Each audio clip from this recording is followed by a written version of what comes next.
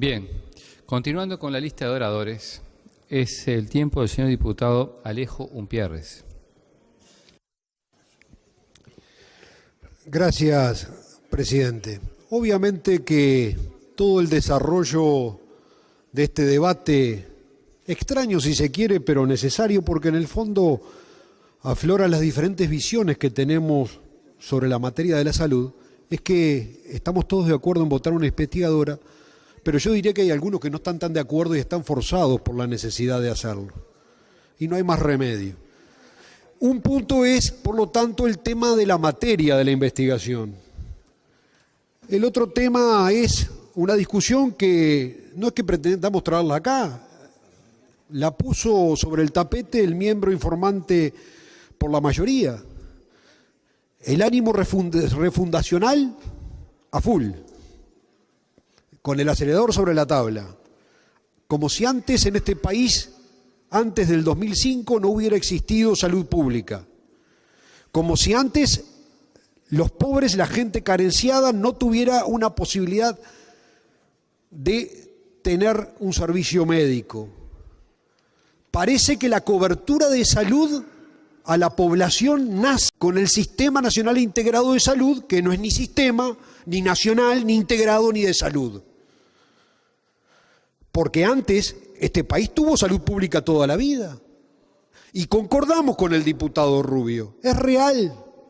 Hay una privatización de la salud pública. Obviamente, si migraron más de 200.000 usuarios a las mutualistas privadas.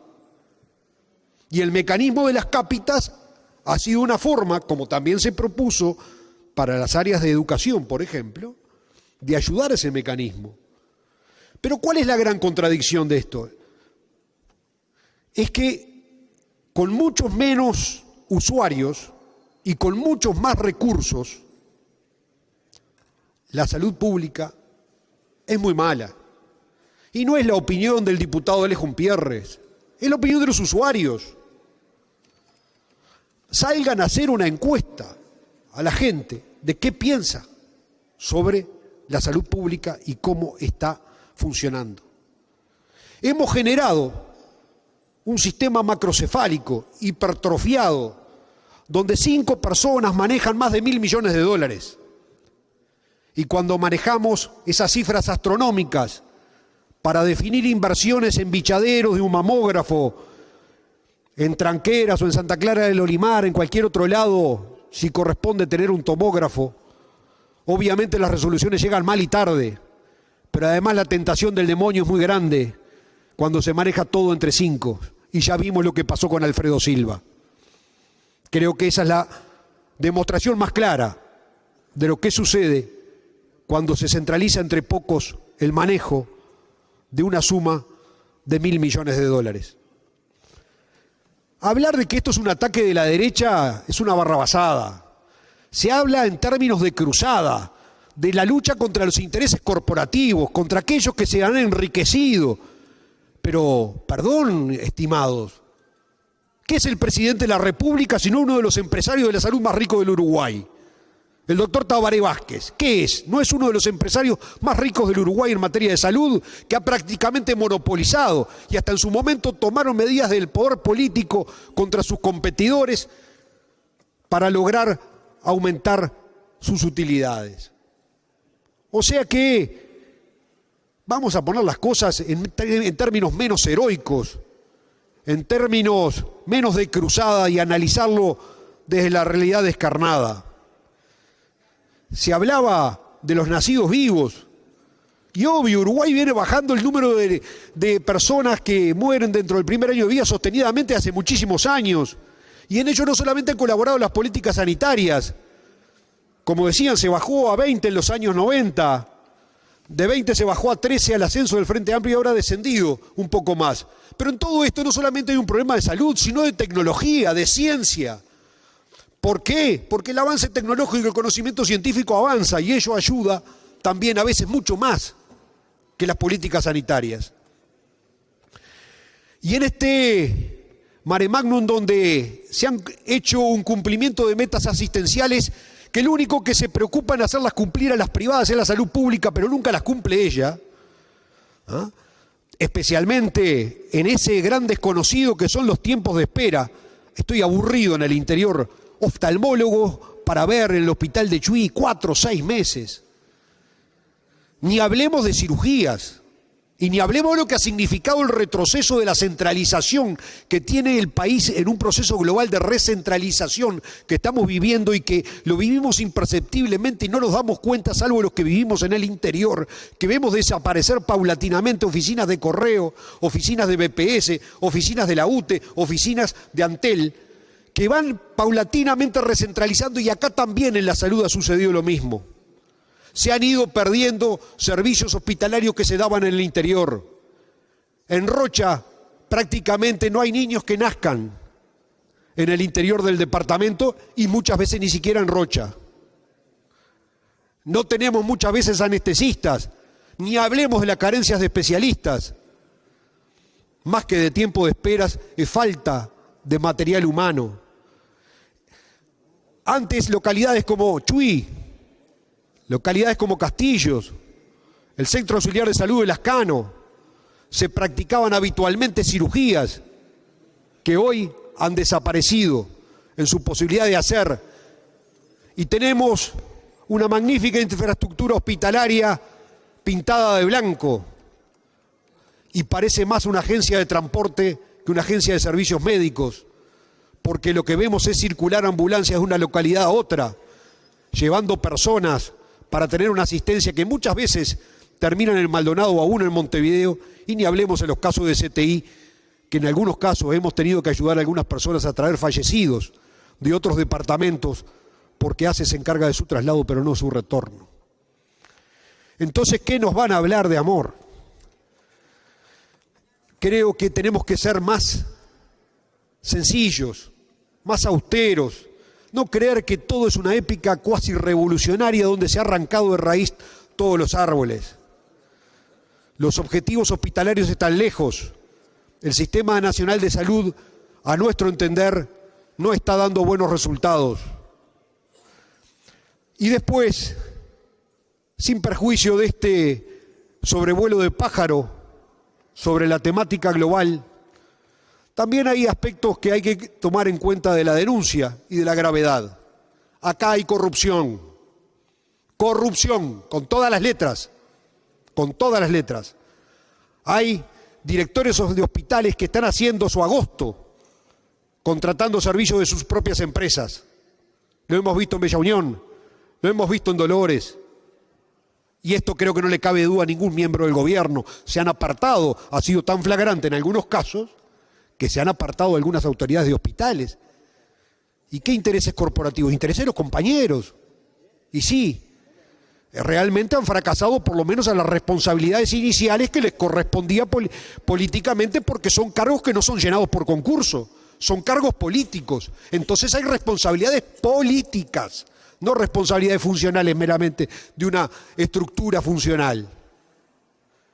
Y esto en el Hospital de Ojos es patente. Y hay cosas que pautan claramente cómo se manejan las cosas.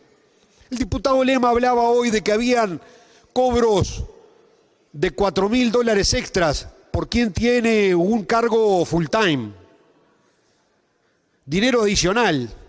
Pero cuando uno ve el planillado de los cobros que hizo la doctora Medina, analiza mes a mes, uno se encuentra con un conjunto de detalles muy interesantes.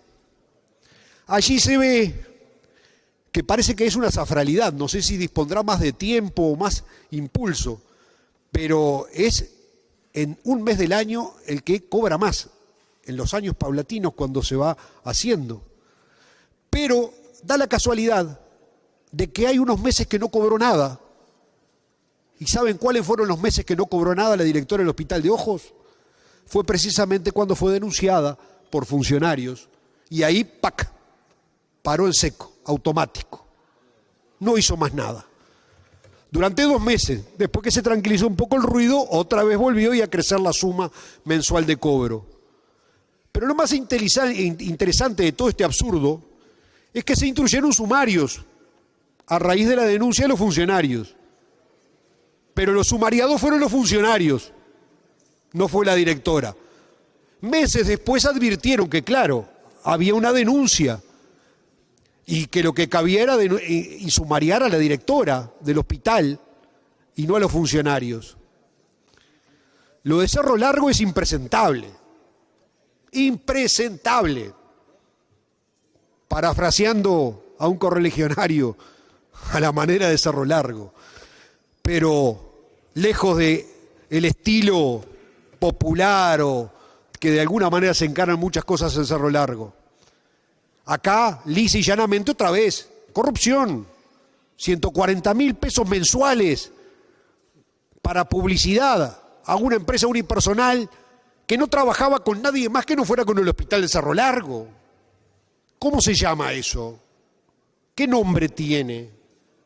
140.000 pesos mensuales. Durante 3 años.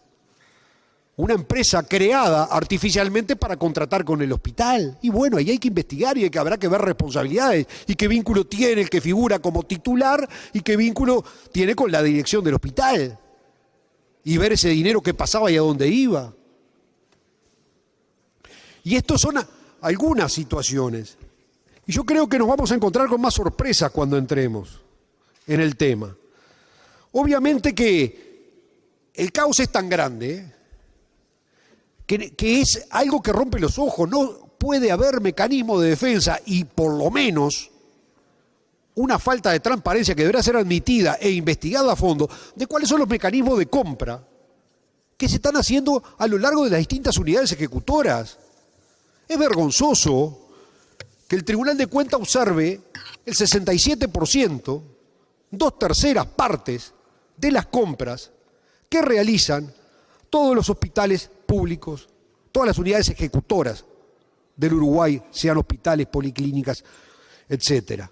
Pero en algunos casos llega prácticamente que al delirio. No puede un director de una unidad ejecutora darse el lujo de que las compras de medicamentos sean observadas en un 90%.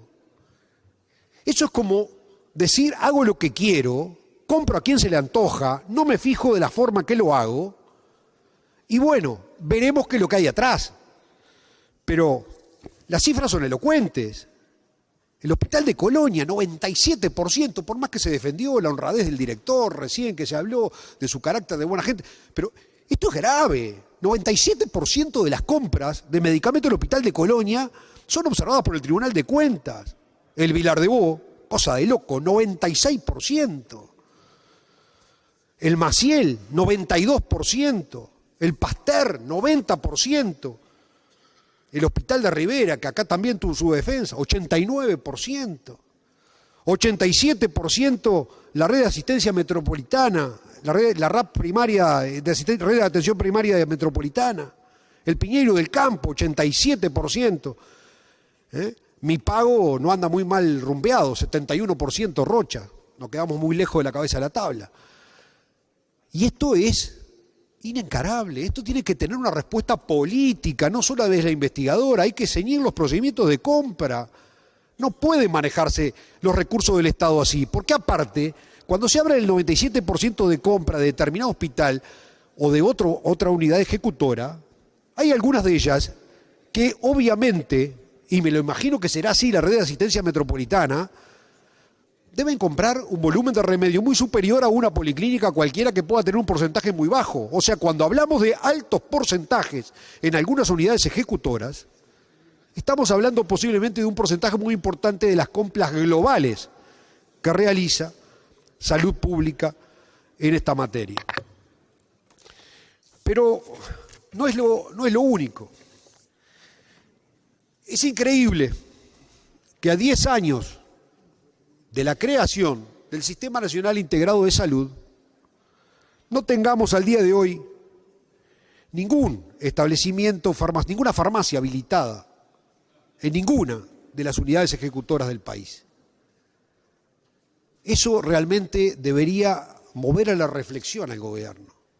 Ninguna farmacia de todo el Sistema Nacional Integrado de Salud tiene habilitación.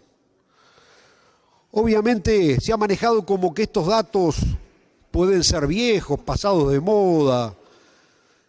No, el caso de lo que mencionábamos respecto a las unidades ejecutoras no es muy viejo, es bastante fresco, es el último, 7 de octubre de 2016, y analiza lo que son las compras para el periodo enero-julio 2016. Señor presidente, redondeamos y decimos de que bienvenida esta investigación. Bienvenida porque creo que le hace bien a todo el sistema político aclarar estas responsabilidades que entendemos que hay situaciones de gravedad y que hará bien, especialmente el sistema de salud, limpiar toda la cosa sucia que haya y que obviamente deba ser dejada al costado del camino. Muchas gracias.